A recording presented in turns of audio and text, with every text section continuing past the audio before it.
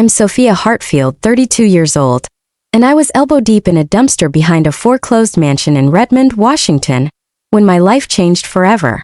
A woman in a designer suit approached me while I held a broken chair leg, my hands black with grime. "Excuse me, are you Sophia Hartfield?" she asked. I was 3 months homeless, selling trash furniture to survive, and my ex-husband's voice still echoed in my head. "Nobody's going to want a broke, homeless woman like you." The woman smiled. "My name is Victoria Chen. I'm an attorney. You just inherited $47 million. 3 months earlier I'd been middle class. I had a home in suburban Seattle, a marriage, and an architecture degree gathering dust in storage.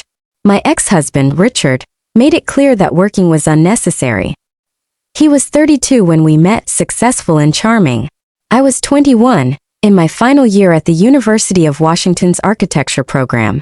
My sustainable community center design had just won first place at the senior exhibition. Uncle Theodore, the man who'd raised me after my parents died, had been so proud. "You're going to change the world," he'd said. "Next year you'll join my firm in New York. We'll make history together." Richard overheard that conversation.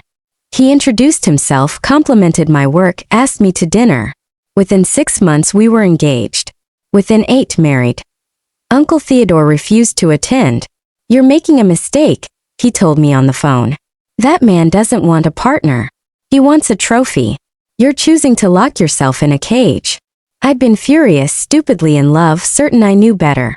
"You're just jealous because I'm choosing my own path," I'd snapped. His response haunted me for years. "No, I'm heartbroken because you're throwing away everything you worked for. But you're an adult. It's your life to waste." We never spoke again. Not when I sent Christmas cards.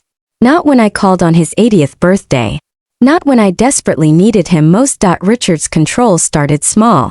He suggested I didn't need to apply for jobs right away. "Take time to settle into married life," he'd say. Then he discouraged me from taking the architectural licensing exam. "Why stress yourself?" When I tried freelancing from home, Richard would schedule last-minute trips to Napa or Portland, making it impossible to meet deadlines. Eventually, I stopped trying.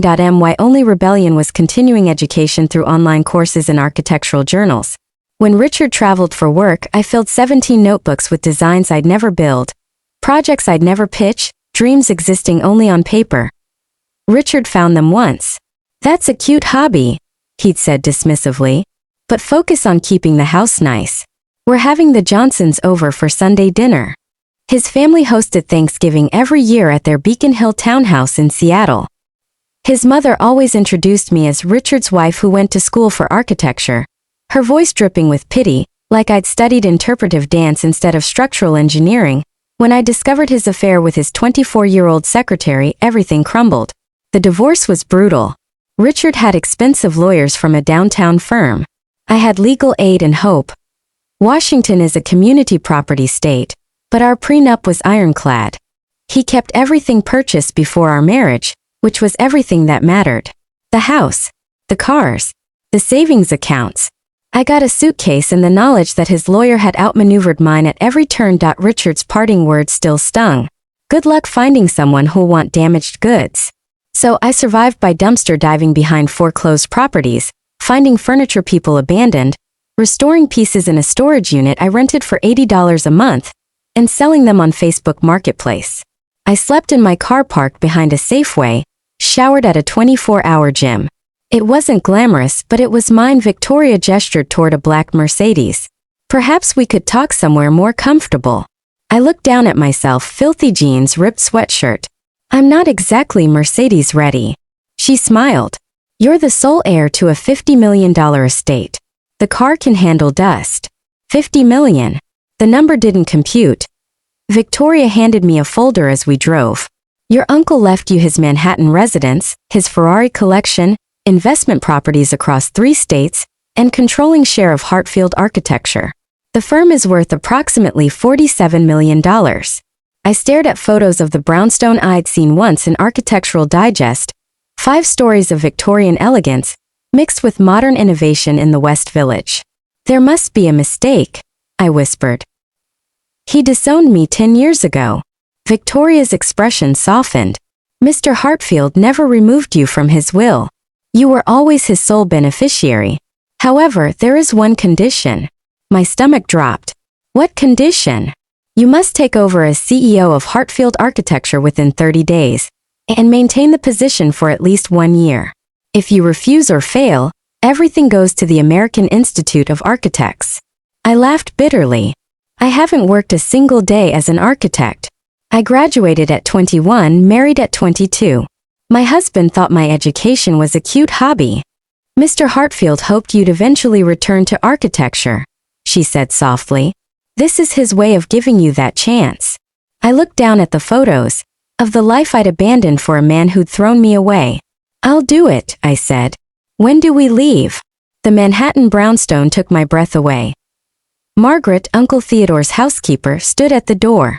She was in her 60s now, silver-haired and warm. Miss Hartfield, I took care of you after your parents passed. You were 15 and so heartbroken.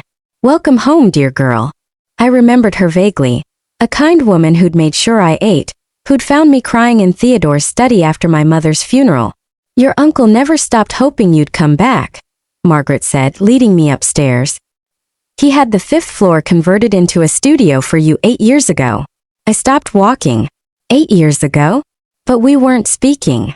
Margaret smiled sadly. Mr. Theodore never stopped believing you'd come home. He said you were too talented to stay buried forever. He kept this space ready for when you found your way back. The 5th floor was a designer's dream. Floor-to-ceiling windows overlooking the village, massive drafting tables, expensive computers, drawers filled with pristine supplies. On one wall, my college exhibition sketch was pinned to a bulletin board. The sustainable community center that had won first place. The one Uncle Theodore had been so proud of. I touched it gently, tears blurring my vision. The edges were yellowed, but the lines were still sharp. He'd kept it for a decade. The first board meeting was exactly as hostile as I'd expected. 8 senior partners sat around a polished conference table, all looking at me like an intruder. That a man in his 50s named Carmichael leaned back in his chair. With all due respect, Miss Hartfield has never worked a day in this industry. This decision shows Theodore wasn't thinking clearly in his final months. I pulled out one of my 17 notebooks. Actually, Mr. Carmichael, my uncle was thinking perfectly clearly. He knew this firm needed fresh vision. Not the same old guard clinging to past glory while the industry evolves around them. I slid the notebook across the table. This is a sustainable mixed-use development I designed 3 years ago, while my husband was at a conference in Chicago. Rain gardens, green roofs, parametric facades, passive solar optimization. I have 16 more notebooks like this. 10 years of designs created in secret, because my ex-husband thought architecture was a cute hobby that distracted me from keeping his house clean. Carmichael flipped through it, expression neutral.